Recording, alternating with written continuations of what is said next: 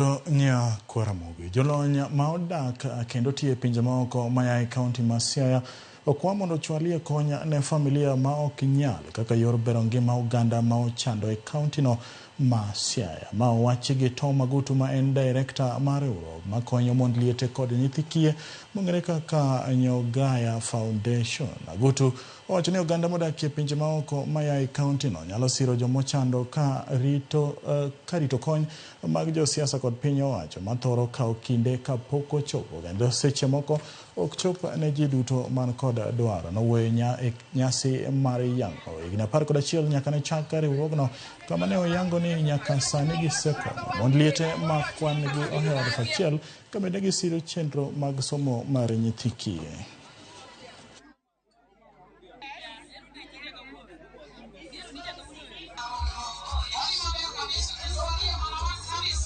Kendo gwenge wayudo ka nitie midhiero maduong' kendo malich. Hai marach en nani wasebedo ka warito ni nyaka sirikal ema bi, wasebedo bende ka waparo ni nyaka ng'at moro madwaro bedo jasiasa ema nyalo biro mondo kony gweng'.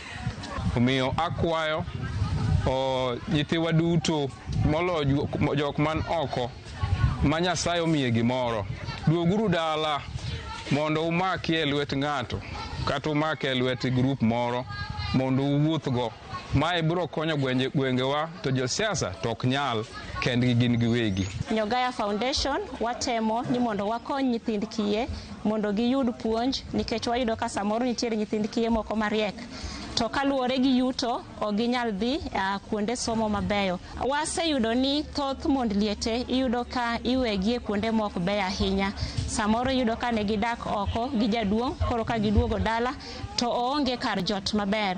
Foundation osebedo ka konyo mine machalo kamagi kendo gisegero ne